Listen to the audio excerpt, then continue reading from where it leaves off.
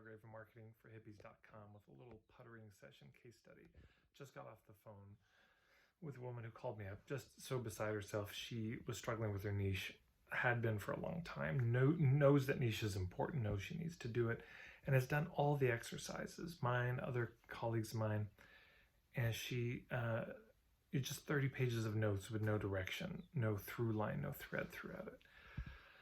And so I just think I just need to talk it through with somebody, which is often true. Hey, you can do the exercise, but you need somebody to just hear it to see if they can hear the thread. And so as she spoke, what became clear is she'd started off in counseling and then got into yoga, then got into coaching, and now she's wanting to explore that. And the big turning point in her life, she'd kind of been going in circles. She'd been doing the meditation, reading the spiritual books, and realized at a certain point, nothing's changed in my life. I'm still snapping at my kids. I'm still, snapping at my husband. I'm still, all these patterns are still there. And I suppose it was feeling empty for her. And she was wanting some more fulfillment in her life. She just wasn't happy. And the thing that broke it for her, that broke the pattern of going in the circle, was she got a mentor, a woman who was a yoga teacher who just also ended up becoming a sort of spiritual mentor and support, who would give her homework once a week, etc. And the more we talked, I just said, well, what do you think people need when they're unhappy, when they're kind of going in circles like this? And it's like, oh, and she had 5 things. It was like self-awareness, self-forgiveness, questioning your thoughts, etc. And she'd grouped it into 5 categories. And I said, but she'd also talked about how she realized she needed technique. She needed something practical, that she was getting a lot of this theory, the abstract, and she was becoming more of a recluse. She was just meditating a lot, feeling very good when she was meditating. But in the moment with her friends, she was having a hard time translating it. So she's realizing she needed some kind of skillfulness in that arena. But it was interesting because as we were talking about, so what are the elements that you think people need? She said all these inner things, but she kept leaning on the abstract. Finally, I said, these techniques you keep talking about, the tools and the practices, where does that live in the 5 things? And she said, oh, well, it's a through line through all of them. But I said, no, you got to separate it out, because you yourself are saying you were reading about and meditating on all those things for years, and you were lacking the techniques. And what came out with point of view wise was, if you could imagine a little pyramid, though maybe she'll come up with another image. But the foundation of the pyramid was this inner stuff, the kind of theoretical understanding that, self-forgiveness, self-awareness is important. Number 2, though, was the techniques.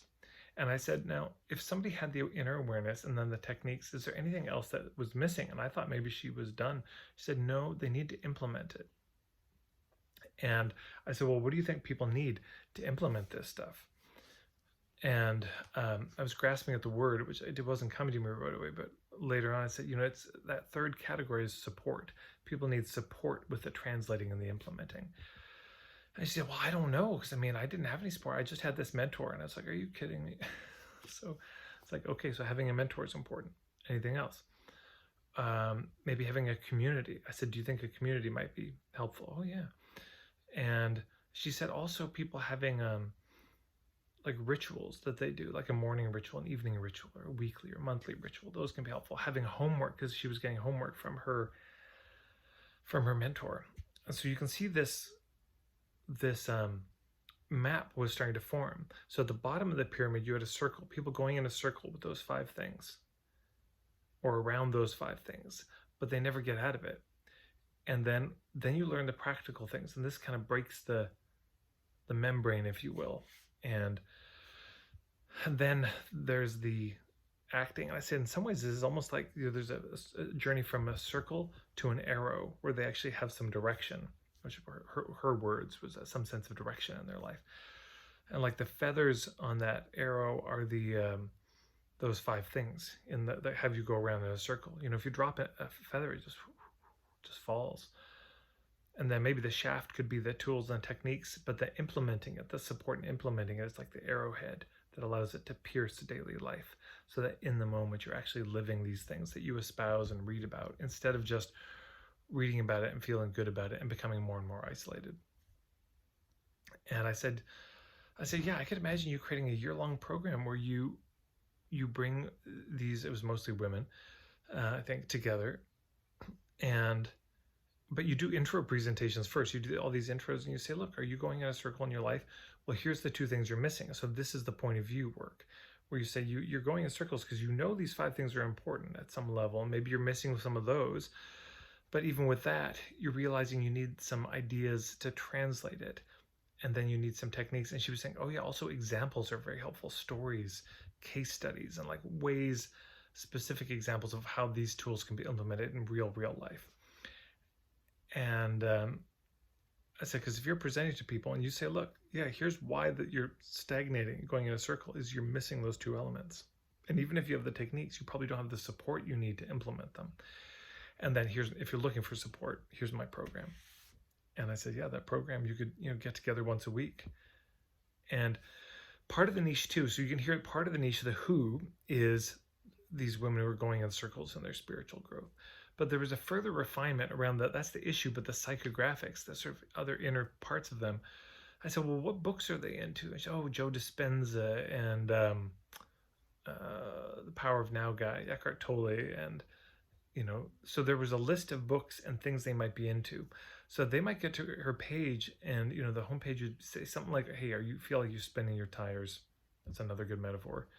You're not able to move anywhere. You're just kind of getting deeper into the muck of where you are, and you're into all these things. Her ideal clients are much more likely to say, oh yeah, that's me. So all she has to do is get in front of enough people, I think, and share her philosophy and point of view. And I think the gold in her particular approach is about this application and the support that's needed, and building a community, building a structure that would give people the homework, help people build the rituals, give them the examples, give them that chance to actually practice those techniques in a safe way. I think this could go very well for her. Anyway, she was over the moon by the end of the puttering session. She's like, I just can't thank you enough. Can I write a testimonial? And a part of the reason I'm good at this is because I've been doing it for 20 years. But the other part is I'm not her. I'm not in her situation. And it's for all of us. It's easier to see things, from the outside. For our clients, we might be messed up in our own lives, hilariously messed up, but it's easier to see it for other people. So that's a lot of it. And the reason I want to underline that is because it's true for you too. And sometimes we undervalue this in what we're offering. It's like, oh, well, it's not like I'm any better than them or I know more.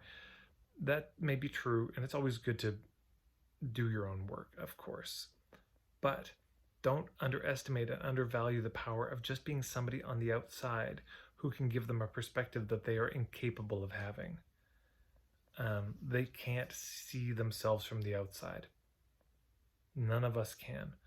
So that's a huge amount of value that we bring. And I know that I bring in the puttering sessions just because I'm not them, just because I'm seeing it from a vantage point that they can't inhabit themselves.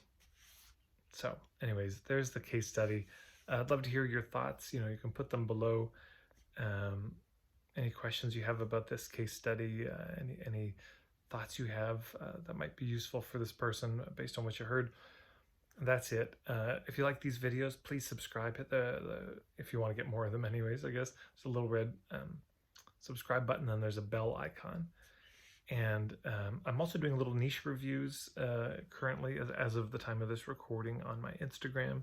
So you can go check those out under my reels, just at Marketing for Hippies. And of course, my website is marketingforhippies.com. That's all. Thanks, everyone.